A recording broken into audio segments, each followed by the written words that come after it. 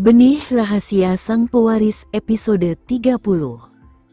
Di sisi lain, ketika Kenzo mendengar kata-kata Shira, ekspresi wajahnya menjadi lebih dingin, yang membuat Lea semakin cemas. "Mohon maaf, Tuan Wiharja. Itu tidak disengaja. Aku pikir Nona Nugraha akan menyukai kopi itu." Lea berusaha keras untuk menyelamatkan citranya sendiri. Bagaimanapun, Kenzo adalah sepupu Fano, jadi dia tidak mampu merusak citranya di depan Kenzo. Mendengar itu, Shira tersenyum. "Nona Ananta, bagaimana kalau begini? Aku bersedia melupakan ini asalkan kamu meminta maaf kepadaku dan mengembalikan uang kopi itu kepadaku." Lea sebenarnya enggan menerima tawarannya, tetapi dia sadar bahwa saran Shira dapat membantunya keluar dari situasi yang memalukan ini. Karena itu, dia tidak punya pilihan selain menahan amarahnya dan mengangguk. "Baiklah, aku akan minta maaf padamu. Lupakan saja soal kompensasi dan aku akan memberimu uang untuk kopi itu." Setelah melihat Shira menyebutkan syaratnya, Kenzo tetap diam dan tidak mengajukan keberatan. Shira terlihat mengeluarkan ponselnya dan mengetuk ponselnya untuk membuka kode QR yang memungkinkannya menerima pembayaran. Kemudian, Fiona segera menggunakan ponselnya untuk memindai kode dan mentransfer 10 juta. Pada saat yang sama, dia menarik napas dalam-dalam dan berkata, "Shira Nugraha, aku minta maaf.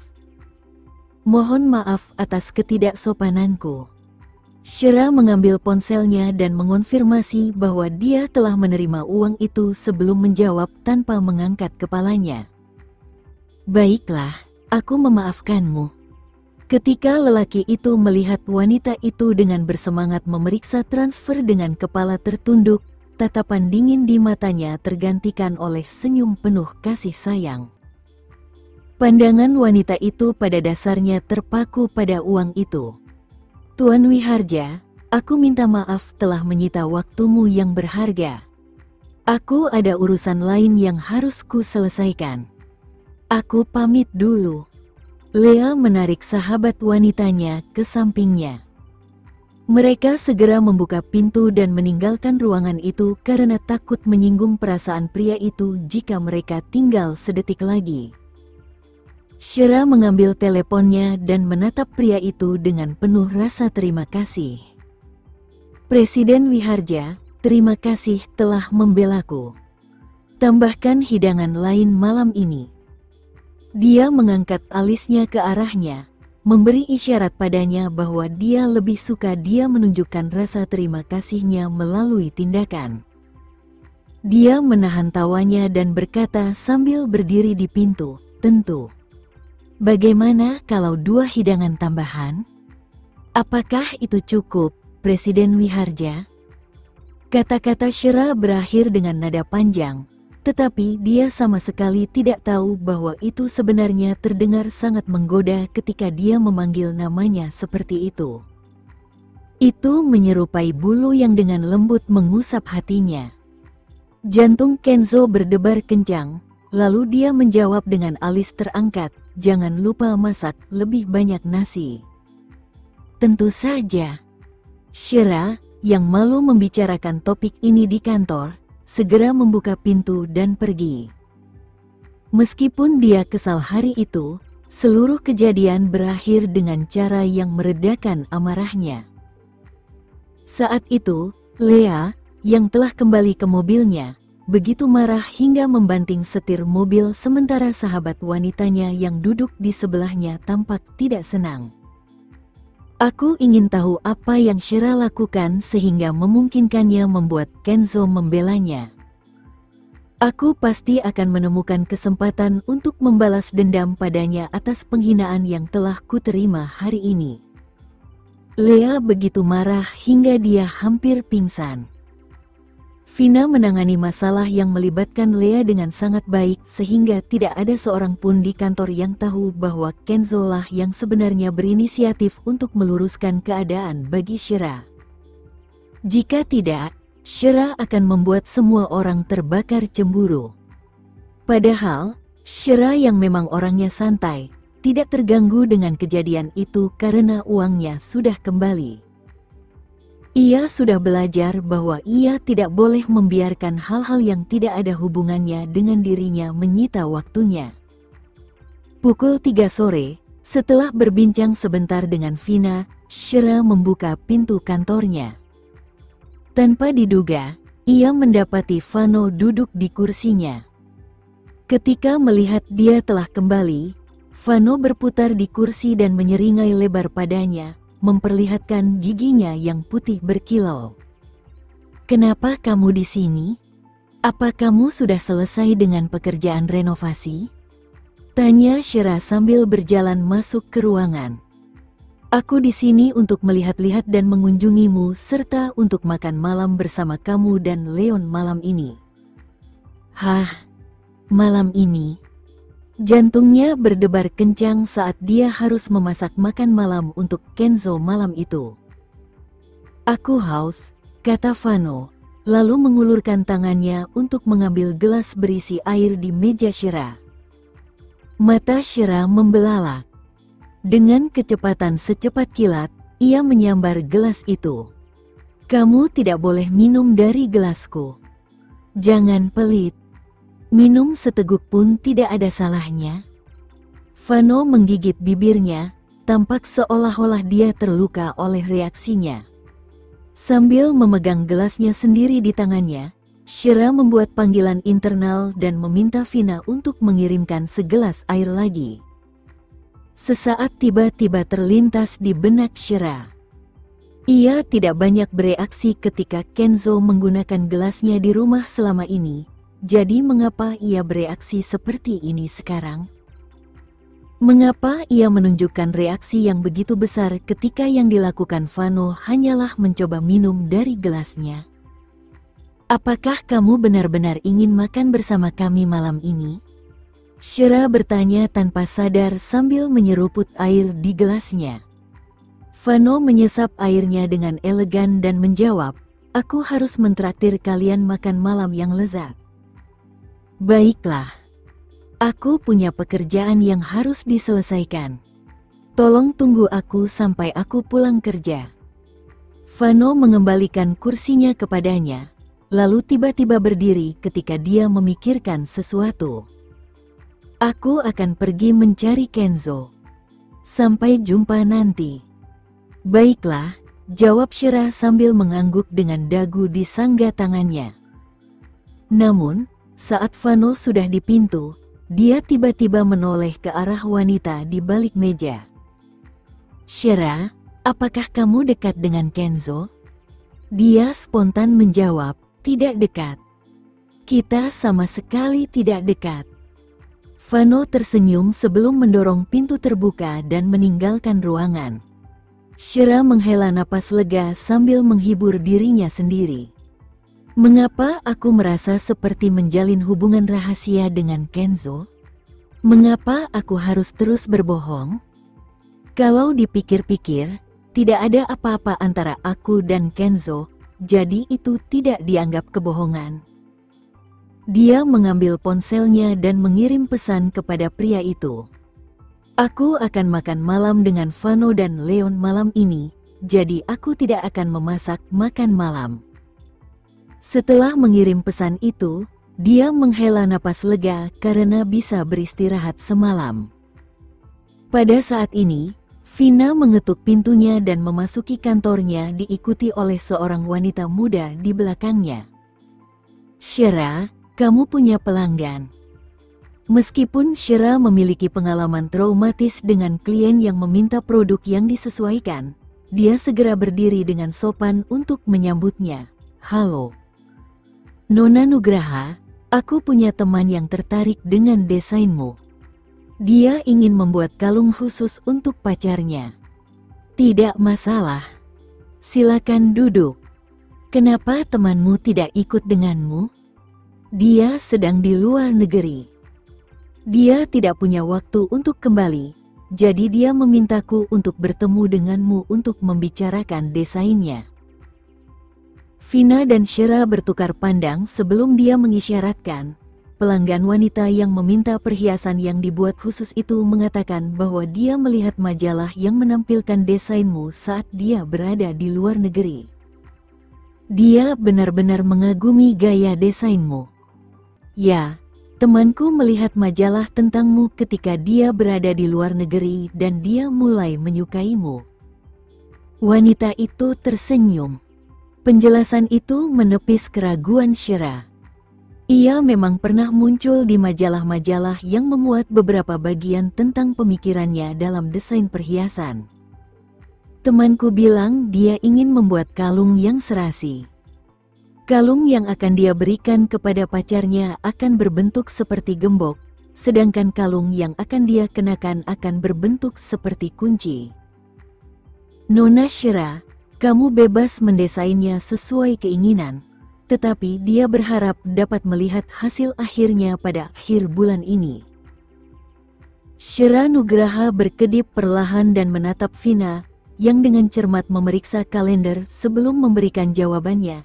Jika kamu bisa menyelesaikan desain dalam 3 hari, mungkin produk akhirnya bisa dipamerkan pada akhir bulan ini. Baiklah, aku akan berusaha semaksimal mungkin untuk menyiapkan draftnya dalam waktu 3 hari. Janjinya Shira dengan tekad. Bagus sekali. Temanku menginginkan 2 huruf inisial dari nama belakangnya dan pasangannya terukir di gembok itu. Shira segera mengambil buku catatannya. Tentu saja. Namun, huruf apa saja yang dimaksud? Inisial nama belakang pacarnya adalah huruf W, sedangkan namanya diawali dengan huruf D. Dia juga menginginkan desain berbentuk hati di tengah gembok tersebut, jelas gadis itu. Tentu, tidak masalah. Aku akan memasukkan elemen tersebut dalam desain, balas Shira sambil mengangguk. Bagus. Bagaimana dengan anggarannya? Shira menanggapi, berapa anggaran yang temanmu tetapkan?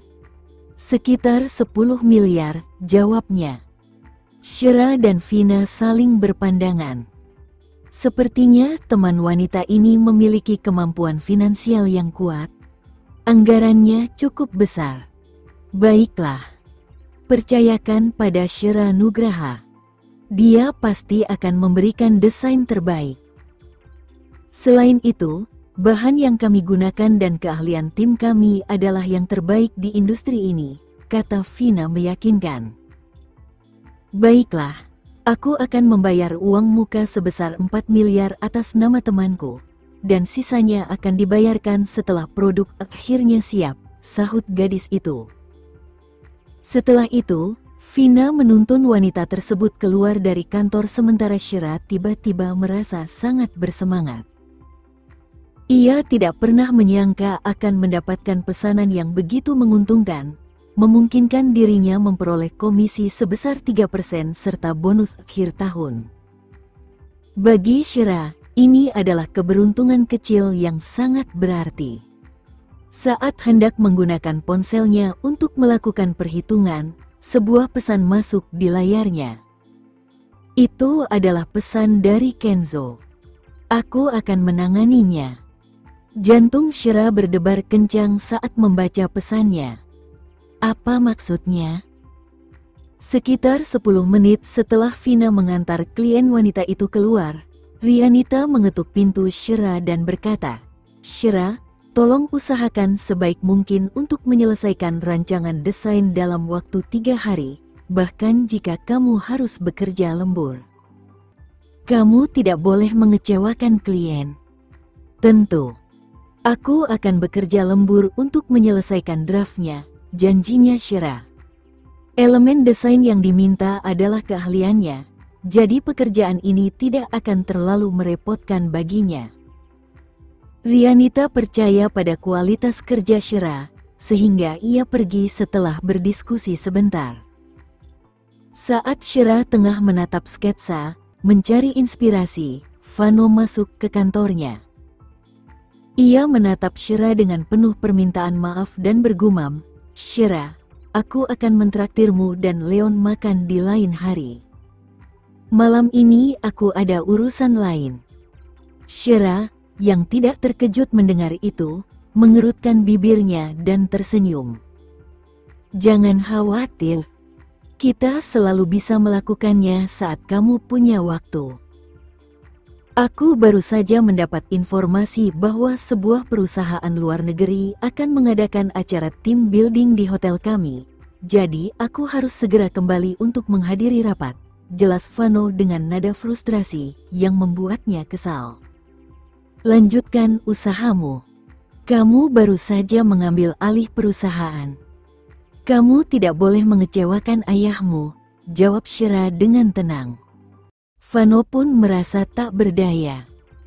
Ia akhirnya tidak bisa mengajak Shira makan malam seperti yang direncanakannya. Setelah Vano pergi, Shira merasa bingung. Apakah Kenzo benar-benar melakukan tindakan besar hanya untuk memanfaatkan dirinya? Apakah dia benar-benar memberi Vano keuntungan dari acara tim building perusahaan luar negeri? Tepat saat itu, telepon kantor berdering dan Shira mengangkatnya. Halo, siapa di sana? Apakah dia sudah pergi? Suara nyaring terdengar dari ujung telepon, membuat Shira terdiam. Ia kemudian bertanya, apakah kamu benar-benar harus mengusirnya? Ada apa? Atau kamu ingin makan malam dengannya? Suara pria di ujung sana tiba-tiba berubah menjadi mengancam. Baiklah, aku akan pergi dan membeli beberapa bahan makanan malam ini. Shira tidak punya pilihan selain bersusah payah menyiapkan makan malam untuknya. Namun, pria di ujung sana menolak untuk menyerah. Jawab pertanyaanku. Shira memilih untuk mengatakan sesuatu yang akan membuatnya kesal, mungkin karena dia tidak ingin pria itu terlalu berpuas diri. Ya, aku menantikan makan malam bersama Vano. Begitu dia mengucapkan hal itu, panggilannya diakhiri oleh orang lain, jelas menunjukkan bahwa pria itu sedang marah. Sambil memegang gagang telepon yang masih berbunyi bip, Shira tercengang. Mengapa pria ini bertingkah seperti anak kecil yang selalu marah? Lagi pula, siapa dia yang bisa marah padaku? Shira tidak bisa memahami apa yang ada dalam pikirannya. Meski begitu, dia memutuskan untuk tidak mencari tahu lebih lanjut karena ada pesanan mendesak yang harus diselesaikannya. Sementara itu, wanita yang baru saja keluar dari Amor Jewelry Atelier segera tiba di jalan seberang. Ia membuka pintu mobil Ferrari merah dan masuk ke dalam kendaraan. Nindya terlihat duduk di kursi pengemudi. Apakah semuanya berjalan dengan baik? Tanya Nindya. Nindya, dari mana kamu mendapatkan uangnya? Apakah kamu benar-benar akan memesan perhiasan khusus senilai 10 miliar? Tanya wanita itu dengan ragu. Aku hanya membantu temanku memesan itu. Itu bukan uangku, jelas Nindya, meskipun dia tidak bisa menyembunyikan rasa sombongnya. Shira tentu tidak menyangka akan mendesain kalung pasangan yang serasi untuk Kenzo dan Nindya. Nindya tidak sabar untuk melihat reaksi Shira pada hari ia pergi mengambil kalung tersebut. Naik taksi saja. Aku masih ada urusan lain, kata Nindya kepada wanita itu. Wanita itu dulunya adalah teman Nindya. Saat ini, dia meninggalkan mobil dengan perasaan puas, sambil memegang uang 4 juta yang diperolehnya dari jasanya. Di sisi lain, Nindya memoles riasannya dan mengambil makanan penutup yang telah dibelinya sebelum turun dari mobil. Kemudian, ia berjalan menuju Amor Jewelry Atelier.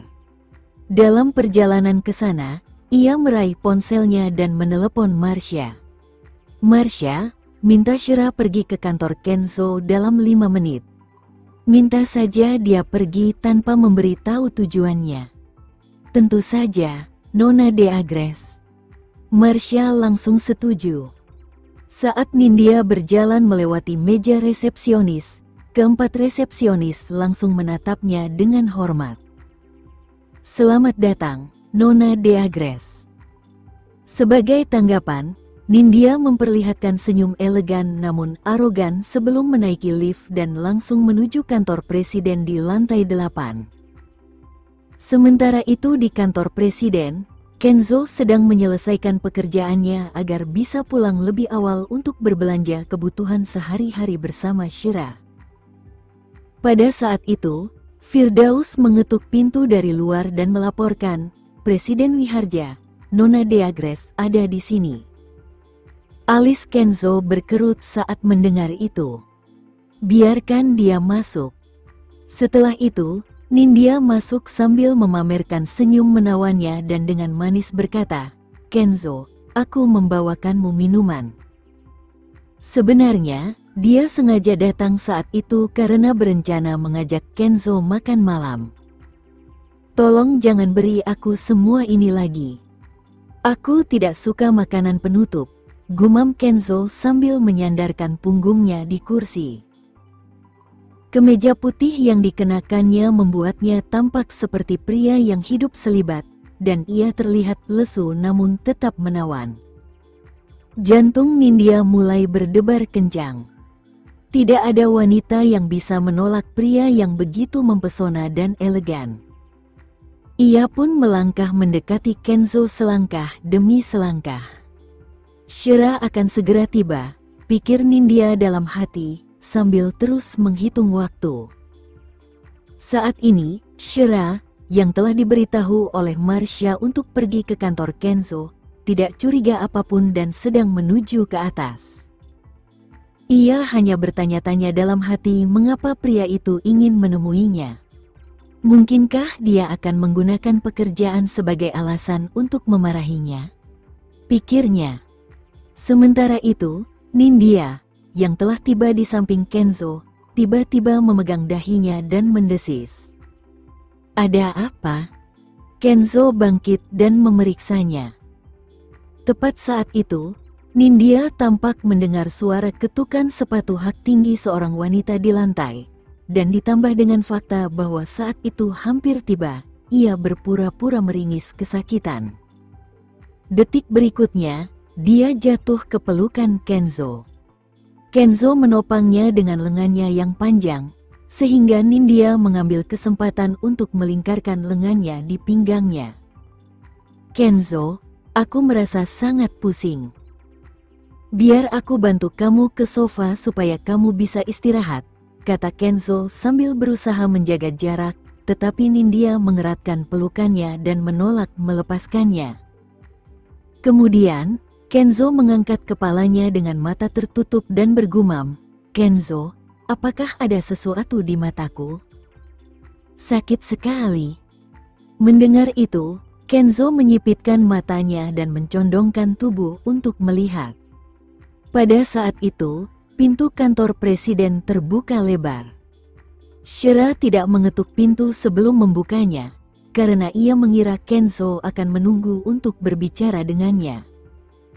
Begitu pintu terbuka, yang terlihat adalah seorang pria dan wanita yang berpelukan mesra. Kenzo mencondongkan tubuhnya ke wajah Nindya, sementara Nindya mendongak dengan mata terpejam, seolah-olah ia tak sabar menunggu ciuman pria itu. Mata Shira melebar. Pada akhirnya, dia menatap mereka selama beberapa detik sebelum dengan tenang berkata, "Maaf mengganggu. Silakan lanjutkan." Setelah itu, dia berbalik dan membanting pintu di belakangnya sebelum pergi.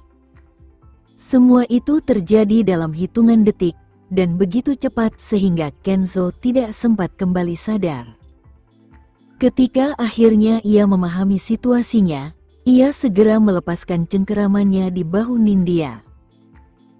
Dengan paksa melepaskan lengan Nindya yang melingkari pinggangnya, ia dengan tergesa-gesa berkata, "Aku akan meminta Firdaus untuk mengantarmu ke rumah sakit." Setelah itu, Kenzo mendorong Nindya agar menjauh darinya. Sebenarnya itu bukan dorongan yang keras, tetapi Nindya menuruti dorongan itu dan dengan sengaja jatuh dan terkulai di lantai. "Ah!" jeritnya. Kenzo, yang baru saja tiba di pintu dengan langkah lebar, menoleh ke belakang dan melihat Nindya telah jatuh. Ia mengepalkan tangannya, tetapi tetap berbalik untuk membantunya berdiri. "Apakah kamu baik-baik saja?" "Aku baik-baik saja." "Kenzo, ada apa?" tanya Nindya, sengaja berpura-pura tidak bersalah. "Tidak ada," jawabnya, lalu menggunakan telepon rumah dan memerintahkan, "Firdaus, kemarilah." Tak lama kemudian, Firdaus mengetuk pintu dan masuk ke dalam ruangan. Kenzo pun memberi perintah, "Nawa Nona Deagres ke rumah sakit untuk pemeriksaan, lalu suruh dia pulang." Bagi Nindya, rencananya berhasil karena dia telah mencapai tujuannya. Adegan sebelumnya pasti membuat Shira salah paham bahwa Kenzo akan menciumnya. "Kenzo, aku ingin makan malam denganmu," gumam Nindya dengan enggan. "Aku tidak bisa malam ini. Kita makan malam lain kali." Setelah mengatakan itu, dia meraih ponselnya yang ada di meja dan bergegas keluar. Dia tampak kebingungan. Tak lama kemudian, Kenzo muncul di departemen desain. Ketika ia tiba di kantor Shira, ia melihat kursi Shira kosong, jadi ia bertanya kepada Vina yang berada di luar, "Di mana Shira?" "Nona Nugraha baru saja pulang kerja lebih awal. Apakah ada yang Anda butuhkan darinya, Presiden Wiharja?" tanya Vina dengan gugup. Kenzo tetap tenang dan dengan santai menjawab, "Tidak." Kemudian, ia melangkah pergi dan menggunakan teleponnya untuk menelepon seorang wanita saat keluar. Saat itu, Shira sedang berada di dalam taksi untuk menjemput putranya. Mendengar teleponnya berdering, ia mengambil teleponnya dan melirik layarnya. Sudut bibirnya melengkung ke atas. Ia mengerutkan kening dan memutuskan untuk tidak mengangkat telepon itu. Pria itu berhenti meneleponnya ketika gagal menghubunginya pada panggilan pertama. Saat Shira menatap jalanan yang ramai di luar jendela, ia tidak bisa menahan diri untuk mengingat tampilan yang telah dilihatnya sebelumnya. Tidak ada yang terjadi antara Kenzo dan dirinya, jadi dengan siapa ia ingin berbagi ciuman seharusnya tidak ada hubungannya dengannya. Meskipun demikian, mengapa ia merasa begitu marah tanpa alasan? Apa yang salah dengan Kenzo mencium Nindya? Ditambah lagi, mereka bahkan telah melakukan hal-hal yang lebih intim daripada berciuman. Atau mungkin Nindya yang telah memuaskan semua keinginannya selama ini. Kalau tidak, akan menjadi tidak normal bagi pria berusia 29 tahun seperti Kenzo untuk tidak memiliki kebutuhan sama sekali. Oleh karena itu, Shira menyimpulkan bahwa Nindya adalah teman tidur Kenzo saat ini. Sialan. Beraninya dia memaksakan ciumannya padaku kalau begitu? Aku sangat kesal sekarang. Saat Shira menjemput putranya dari taman kanak-kanak, bocah lelaki itu menjulurkan kepalanya dari belakang Shira. Sambil melihat sekeliling, ia mengangkat kepala kecilnya ke arah Shira dan bertanya, "Mama, di mana Tuan Wiharja? Mengapa ia tidak ada di sini? Dia tidak datang malam ini. Ada hal lain yang harus dia urus." Shira menjelaskan sambil menuntun Leon dan berjalan keluar dari kompleks sekolah. Tepat saat itu, mata anak laki-laki itu berbinar karena kegembiraan. Ia melepaskan diri dari genggaman Shira dan berteriak, "Mama, Mama berbohong padaku.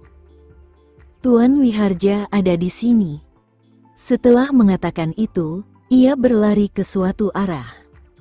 Shira menoleh dan melihat sosok Kenzo yang gagah.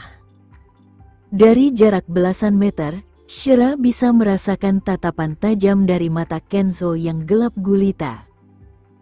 Ekspresinya berubah dan dia balas menatapnya. Bukankah dia punya janji dengan Nindya? Kenapa dia ada di sini sekarang? Tuan Wiharja. Anak laki-laki itu berlari ke arah pria itu dan melompat ke arahnya. Dan Kenzo segera merentangkan tangannya dan mengangkat anak laki-laki itu dengan gerakan yang tampak sangat alami.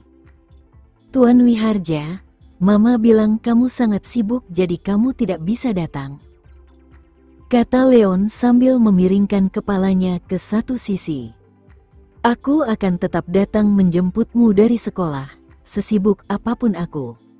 Setelah Kenzo mengatakan itu, dia mengulurkan tangannya dan membelai kepala anak laki-laki itu. Ayo masuk ke mobil. Kenzo tahu bahwa selama ia berhasil memasukkan anak itu ke dalam mobil, Shira pasti akan mengikutinya. Selain itu, ia telah memperbaiki sesuatu yang istimewa di mobilnya hari itu, kursi mobil anak. Shira awalnya berencana untuk mengajak Leon naik taksi bersamanya. Tetapi setelah melihatnya memasuki mobil Kenzo, dia tidak punya pilihan selain berjalan menghampiri mereka. Kupikir kamu punya janji? Kalau begitu, kenapa kamu di sini? Gumamnya sambil terkekeh dingin. Alih-alih menjawabnya, Kenzo menutup pintu kursi belakang dan menatapnya dengan dingin sebelum bertanya dengan nada tidak puas. Mengapa kamu tidak mengangkat teleponku? Kamu meneleponku? Aku tidak mendengarnya. Shira berbohong dengan lancar dan dia bahkan tidak berkedip. Kenzo tahu bahwa Shira tidak mengangkat teleponnya dengan sengaja, tetapi tidak ada yang bisa dia lakukan selain menjelaskan, itu hanya kesalahpahaman. Ada sesuatu di mata Nindya dan aku hanya membantunya memeriksanya. Namun, Shira menganggap penjelasannya lucu. Presiden Wiharja, mengapa Anda menjelaskannya kepada saya? Tidak ada yang perlu saya salah pahami karena saya tidak peduli hubungan seperti apa yang Anda miliki dengan Nona Deagres. Mendengar itu, Shira tersenyum lebar padanya. Ekspresi Kenzo kaku saat mendengar itu, dan tatapannya gelap gulita. Saat itu, dia sedang dalam suasana hati yang buruk karena rasa frustrasi menggelegak di dalam dirinya. Shira, aku ulangi lagi, Nindya dan aku hanya berteman. Kenzo tiba-tiba memegang lengannya dan berkata dengan nada mendominasi.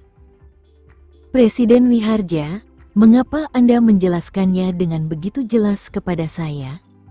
Hubungan Anda dengan Nona Deagres sama sekali tidak ada hubungannya dengan saya. Shira mencibir sebagai tanggapan, tatapannya dingin padanya. Dengan itu, dia dengan paksa melepaskan diri dari cengkeramannya, menarik pintu mobil hingga terbuka ke kursi belakang dan memasuki mobil. Sekian dulu ya video kali ini, kita lanjutkan lagi videonya di lain waktu. Oh iya, bagaimana menurut kalian? Semoga bisa sedikit menghibur kalian semua. Untuk teman-teman yang baru nonton, jangan lupa subscribe ya, hehehe. Dan kalau teman-teman ada yang ingin gabung langganan, bisa langsung gabung saja untuk dapat fitur yang menarik dan sedikit membantu Mimin. Terima kasih banyak sudah menonton, sampai jumpa lagi, bye.